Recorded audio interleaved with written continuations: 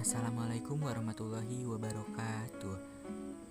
Perkenalkan, nama saya Arman Binekas Muhammad Rai Perceka dari kelas 12 IPA 4. Di sini saya akan mempresentasikan hasil pengamatan anabolisme fotosintesis menghasilkan oksigen. Selamat menyaksikan. Latar belakang, setiap makhluk hidup memiliki beberapa ciri atau sifat dasar.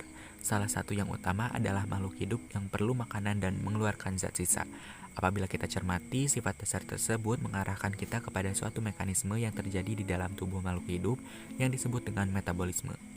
Metabolisme yang terjadi pada setiap jenis makhluk hidup tentunya tidak sama. Tergantung komponen penyusun makhluk hidup tersebut dari tingkat seluler hingga organisme. Dalam proses metabolisme terjadi berbagai reaksi kimia baik untuk menyusun maupun menguraikan senyawa tertentu. Proses penyusunan tersebut disebut anabolisme, sedang proses penguraiannya disebut katabolisme. Percobaan ini disebut percobaan Ingenhousz yang bertujuan untuk mengetahui kandungan oksigen pada saat fotosintesis. Tujuan kegiatan yaitu untuk memenuhi tugas yang diberikan oleh Ibu Yuyu Yulia SPD, membuktikan bahwa proses fotosintesis menghasilkan oksigen dan mengetahui faktor-faktor yang mempengaruhi fotosintesis. Tempat dan waktu kegiatan: hari tanggal Jumat 18 November 2022. Tempat kosan Fiska. Pelaksana Aruman, Anata, Eva, Mina, Rahma, Tia, dan juga Fiska. Praktikum. Alat dan bahan: 4 buah botol plastik, sendok, tumbuhan hidrilla sp, soda kue atau NaHCO3, air suhu ruangan, dan juga air dingin. Langkah kerja: menyiapkan alat dan bahan. Tandai masing-masing botol sebagai botol 1, 2, 3, dan 4. Memasukkan air suhu ruangan pada botol 1 dan 2 dengan volume yang sama. Memasukkan air dingin pada botol 3 dengan volume yang sama dengan yang lain. Masukkan air dan 1 sendok soda kue atau NaHCO3 pada botol 4 dengan volume air sama dengan yang lain. Masukkan tumbuhan hidrilla pada setiap botol lalu tutup botol. Letakkan botol 1 di tempat yang teduh. Letakkan botol 2, 3, dan 4 di tempat yang terbuka atau terkena sinar matahari langsung. Tunggu hingga kurang lebih 30 menit dan amati perubahan setiap botol. Mencatat hasilnya pada laporan pengamatan.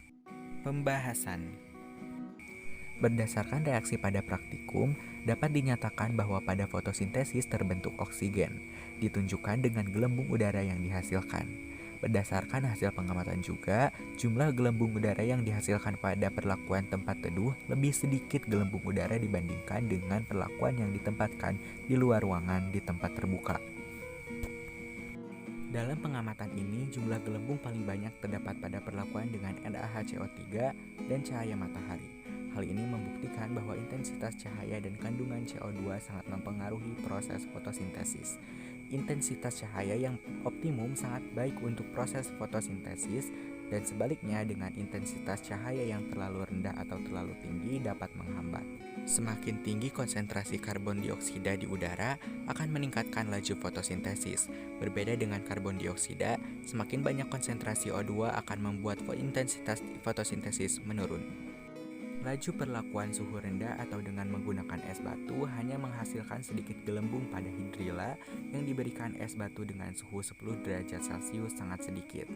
Laju fotosintesis pada tumbuhan tropis meningkat dari suhu minimum 5 derajat Celcius sampai suhu 35 derajat Celcius.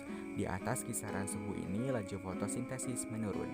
Suhu di atas 35 derajat Celcius menyebabkan kerusakan sementara atau permanen protoplasma yang mengakibatkan menurunnya kecepatan fotosintesis.